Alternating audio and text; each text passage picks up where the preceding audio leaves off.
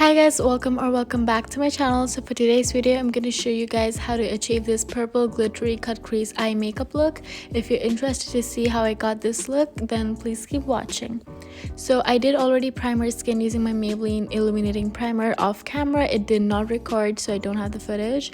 Then I go in with my Dirty Works brow powder in light brown and dark brown. I like mixed both the shades together a little bit, and I use that to fill in her brows and the sparse spots that I see on her brow area.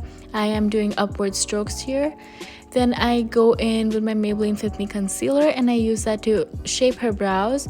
I shape it from the bottom part. I like make sure they're clean, and the concealer part will basically give you a very neat finish in the end. So make sure you take your time with this and like shape the brow properly. You also have to make sure that both the brows are neat. See here, the brow powder part, when I did that, I made such a mess here on the brow area. But using the concealer, I literally clean it up and you cannot tell that I like did such a bad job at the powder portion.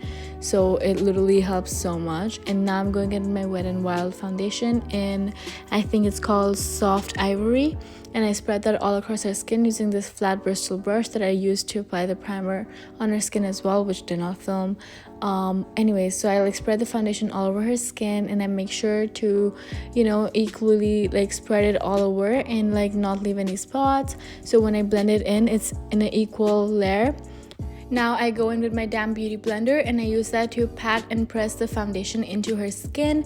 This will make sure that it has a flawless, you know, skin-like finish to it and it doesn't look cakey on her face. So I take time with this. And make sure you use a damp beauty blender and like wet the sponge like under the water for a few minutes, and then keep on like, you know, like pressing it in your hand so it like increases in size, and this will help you have more control over the blending process. If you do use a dry sponge, it will just drag the foundation on her skin and like everything you apply on top will be super uneven. Now I go in with my Makeup Revolution concealer palette and I go in with the lightest shade and apply that under her eye. And I use my concealer blending brush to apply that all across her forehead as well, down the bridge of her nose.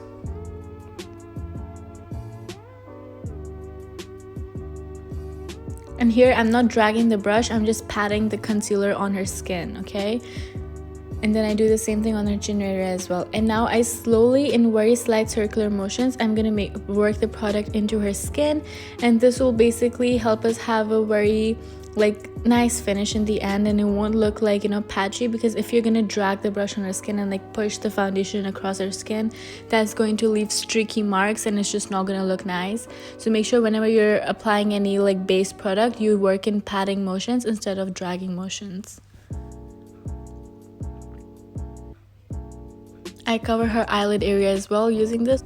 Here now I just take my time blending the concealer with the brush. This is not the end result of the concealer blending, because I am going to go in with my beauty blender on top of it right now, and this will basically, now I'm merging the foundation and the concealer layer perfectly together.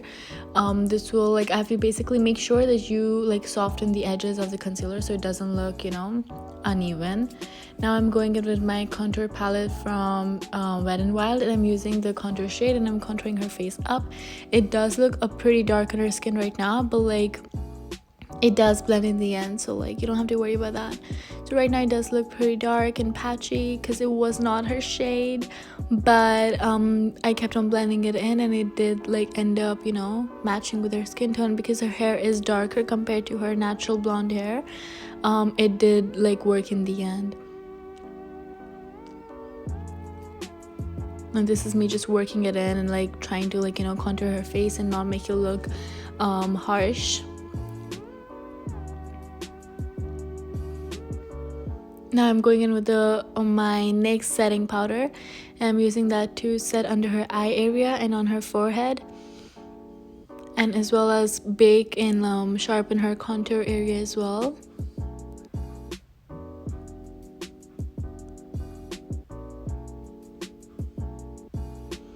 I'm contouring her nose using the same contour palette, and I make sure to connect the bridge of her nose with her eyebrow area as well, like beneath her eyebrow.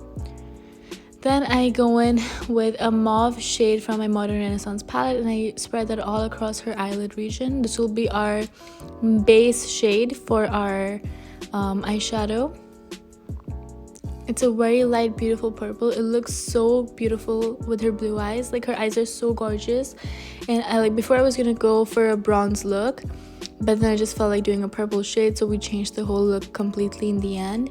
Then I'm going in with this dark purple shade from my Color Studio palette by Beauty Glaze, and I apply that on her outer crease region.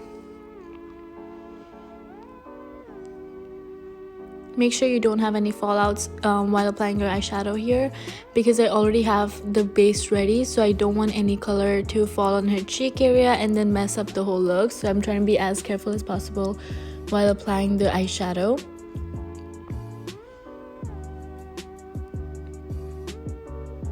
Then I go in with this light pink shade from the same palette, and I apply that on the top of her purple shade. This will basically give a very smooth transition of color.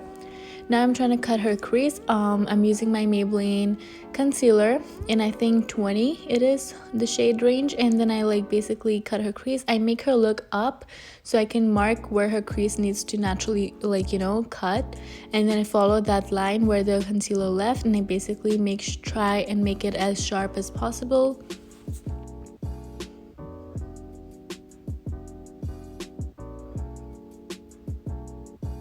I do the same thing on the other eye as well.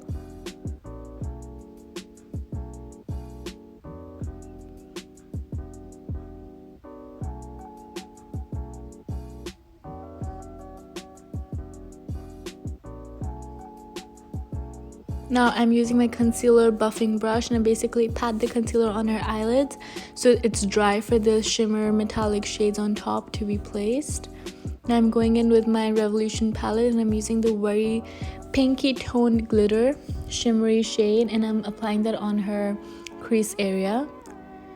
Then I basically smoke out the edges with using my tiny brush, and I use the same purple shade and I smoke out the edges so it looks blended. Then I'm going in with my Miss Cos glitter palette, and I'm going into the white glitter and applying that on the part where the shimmer meets with the purple. So this will basically pop the eyeshadow look a lot more, and it looks so beautiful. Her eyes are so gorgeous. I'm in love. It's so beautiful. Now I'm trying to apply a thin coat of mascara on her lashes. She has super straight lashes, so this lash process was again kind of hard for me, because I'm still trying to learn how to apply lashes on my clients. So I had to work with super straight lashes this time, plus they were blonde naturally, so I had to make sure the mascara was covering them, otherwise they were super visible under the lashes. So I had to work with this, work with my mascara a lot, and she did have kind of slightly watery eyes, so we had to keep on doing this process carefully, because I was so scared to poke her eye, plus her lashes needed so much work. And then I basically applied my black shadow on her inner corners, so the lash band is not looking awkward on her eyelids. Then I smoke out using the light purple shade under her eye region. And I'm doing very lightly here. I'm not trying to make it a dark, because I am going to go in with my black eyeshadow in her waterline. Now I'm using my dark purple. I'm going to apply that very close to her waterline area for some depth in the eye process. This will basically help her eyes stand out a lot more. Then I'm going in with my black eyeshadow, and I'm using this very flat brush, and I'm applying that on her waterline. I like using eyeshadow on the waterline because it's just easier in application, and it stays for a very long time as well. So it has a really nice finish to it. So I go in with my eyeshadow for that. And I'm using my lower lash mascara by Maybelline, I think it is, and then I'm applying a thin coat on her bottom lashes as well. Then I'm going in with my e.l.f. Cosmetics blush in the lightest shade on the palette, and I'm using that to give her face some color. I'm applying the blush on her nose and on her chin area as well. Now I'm going in with my NYX highlighter palette, and I'm going in with the white gold highlighter, and I'm applying that all across her high points on her face, which is her cheekbone area, her nose, right above her eyebrow region as well, her chin area as well.